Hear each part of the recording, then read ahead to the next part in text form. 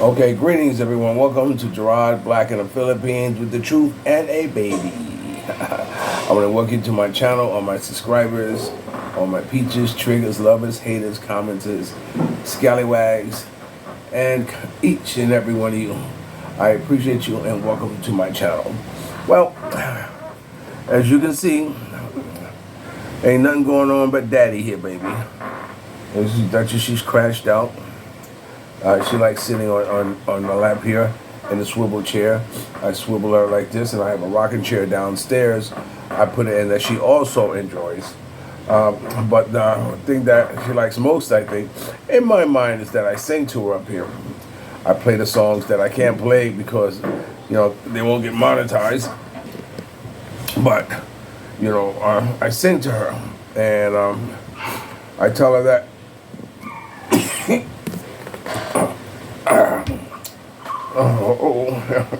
I tell her that she's gonna grow up to be a singer. I told me I want to get a piano, or maybe a violin. Violin would be good, right? I'm already plotting how I'm going to torture her as she gets older, because she's going to be an artist of some sort. She has to be, But yeah. So like I say, I just got a notification from one of my, I'm going over comments right now and reading one, and this one's from, let me see. Oh, I don't want to move too much. But he said that he can't get my Sunday morning classics in Europe. I said, wow, I'm sorry to hear that. But wow, Europe is listening and watching me? Oh my God, I am touched. And then it dawned on me how important our music is, overseas, and how they enjoy our soul music, and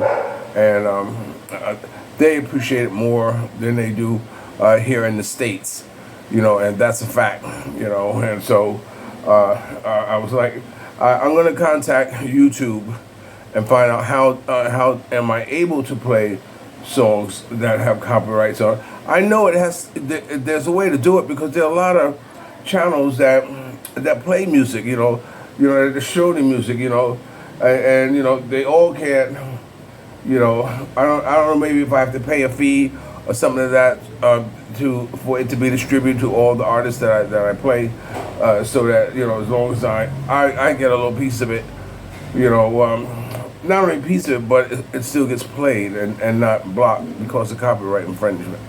But anyway, be that as it may, I will follow up on that and see what I can do. Mia's downstairs feeding the dogs, and I said, how come you only want to give her to me when she's sleeping? And that's not true. Sometimes when she's crying, I go pick her up, and that's what I did now. I went and picked her up, and I play a touching game with nose to nose and touching her face.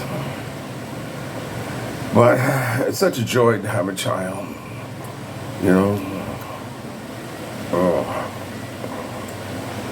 I know Mia is happy when we are talking about the baby, like face to face down close to her, I can see she'll smile, but she still has a type of mentality when it comes to complimenting her and telling her she's a very good mother, I have to say, because but this is not her first rodeo. This is just her third child. Mine's too, come to think of it.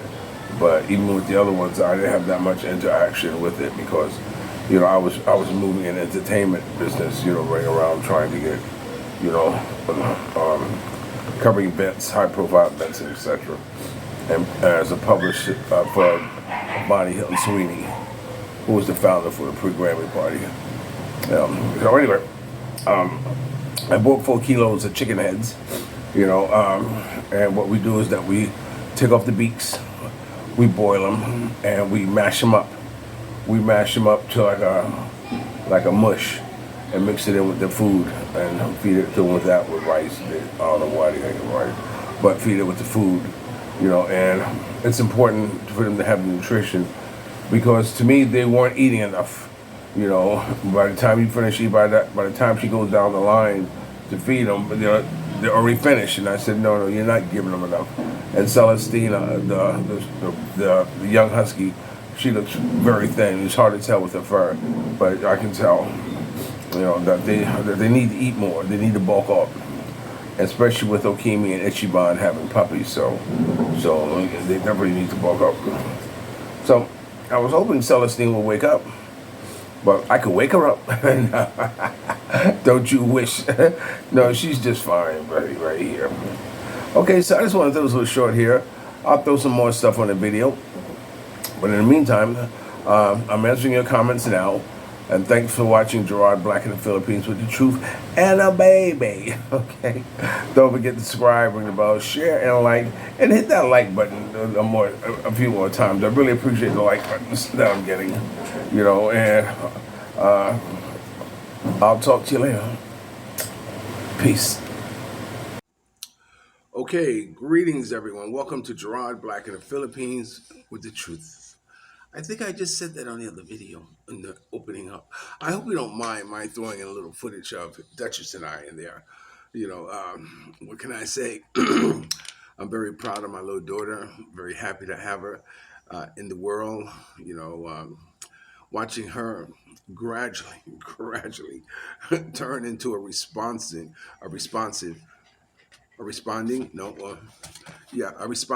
human being.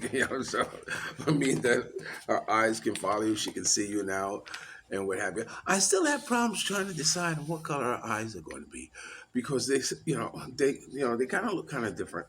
And every time someone comes over to see, I say, who does she look like? And of course, she look like me, I look like you. She has Mia's lips. She has your nose. Like this to go back and forth. So it's a fun thing to ask people, who does she look like? But anyway, that's not my dogs. That's the neighbor's dog. But anyway, be that as it may, what I want to talk to you about is I met a guy yesterday at Billy's on the Beach in Balcony, and him and I started talking about the Filipino, and we got on a topic about you know f- about living here, as far as the cost of living, how comfortable it is, you know, and he makes about as much as I do, and now he makes a little more because he got his military his retirement check, so he makes a little bit more. But we would talk. I was telling him how even with as much money as I get each month, how hard it was for me to wrangle it in and have control over it. Because some of you may know from my earlier videos that I was always going to the pawn shop. I was always making that daytime night move. When I say, you haven't heard me say that in a long time. I got to make a daytime night move. That daytime night move was taking my jewelry to the pawn shop and to make ends meet. So I haven't done that in a long time, and that's been a blessing that I haven't been able to do that. I think I've I just clamped down on a lot of things, and just kind of be take control, which is what I have to do, take control, which is I'm the only one that can, because when you got the keys to the castle, everything in that castle is under your control. So that's how I look at it as. But we were talking about you know um, allowances for Filipino, and um, when I told him how much I gave Mia, which is 25,000 a month, he said, "What?" He said, "That's a lot." So I asked him, "How much does he give his Filipina?" He said, "I give her 25,000." So it was funny. So we were here on how much, but his didn't come, as fast as me. As his came over a period of time, because he said he started out on 8,000, and then gradually, she, as he got a cost of living increase, he gave her a cost of living increase, and and so on and so on. And it says, as long as she was, behaving, I guess maybe the best word to say he used the word, I would reward her. I would reward her and give her more allowance. Until one day, he decided to ask her, you know, I don't see you buying anything. He said, how much money do you have? And she snapped and said, that's my business. It's not none of yours. It was funny how he said it because it was clearly that she was not running out spending all the money that she was getting, which is something that I've always, encouraged women to do when they rather they're on an episode. Episode meaning that if she's tricking or something like this, or she's with someone knowing it's going to be a short term, but you're getting money from them, is to always put some away, stash it. It's like being in a drug dealer. It's like you need your get up and go money. You know what I'm saying? So he figures that she must got a lot of money put away because she's she's, but she's the type of girl that was very responsible and I guess handling her affairs, which is very important. Is that you have to have some idea um, of being able to manage money, to to budget and etc. A lot of Filipinos don't. A lot of Filipinas, and I'm not just talking about me. I'm talking about other girls too. A lot of them don't. A lot of them will spend everything as soon as they get it. You know what I'm saying? And it's just something that you just have to expect. That's going to happen. And so, I know I give me her allowance, and I don't see her making big expenditures or anything like that or whatever. But I would never ask her what she spent her money on. I would never say, where did your allowance go? Because the thing about when you give somebody something, you give it to them, and they are free to do whatever it is that they want to do with it, and you have no control over it. I remember I was on the tennis court, and this one guy, he's a ball boy. A ball boy is the guy. You ever watch a tennis match? You see the guy crunch down by the net, and when the ball doesn't go over, he run gets the ball like that, like this. Well, this is what a ball boy is that they get the balls that go out of bounds, and when the volley ends, they retrieve the balls. Well, there's one guy, he asked me for a Christmas present. So I said, okay. He says, can you buy me a racket? Can I have a racket for Christmas? And it just so happens that I had a new racket in the closet, like this. I, never used it, never unwrapped it. I forgot where I got it from, but I had it. But I said, you know what? I'm going to bless this guy with this tennis racket. And so around the Christmas time came, I said, "Here, man, this is for you." And he was like, "Wow, thanks, like this." Now, keeping in mind, ball boying is his claim to fame, and a racket helps him, hit the ball further, to the players, so they don't have to use their arm and always throwing it. So they get the racket, bow, hit it to the players. So this is his bread and butter. This is how he makes his living. This is how he makes his money. So when I gave him the racket, it's like he disappeared. He stopped coming to, to the court, and it was like about a month, maybe 2 months, he showed back up to the court, but he didn't have the racket. So in my mind, it's like Paul, I know things are hard for you. I mean, if you sold a racket the same day I gave it to you, that's your business. You do what you want to do it, but don't be ashamed, because you don't have it because it's okay. It's yours. You do what you want. I never once said to him since I given him that racket. And that's been a while back. What happened to the racket? I would never. Why? Because I would never put him on the spot to have to lie to me and say, I don't think he ever say so. I know he sold it. I just know he sold it, and it was fine. It's fine for him to do that to a gift I gave him, and that's quite all right. But getting back to finances and all that stuff, it it's hard to teach somebody how to handle money. I know I've never been taught to handle money. Not that I'm saying that there have not been times when when I've had big money. I would go out and make a large purchase.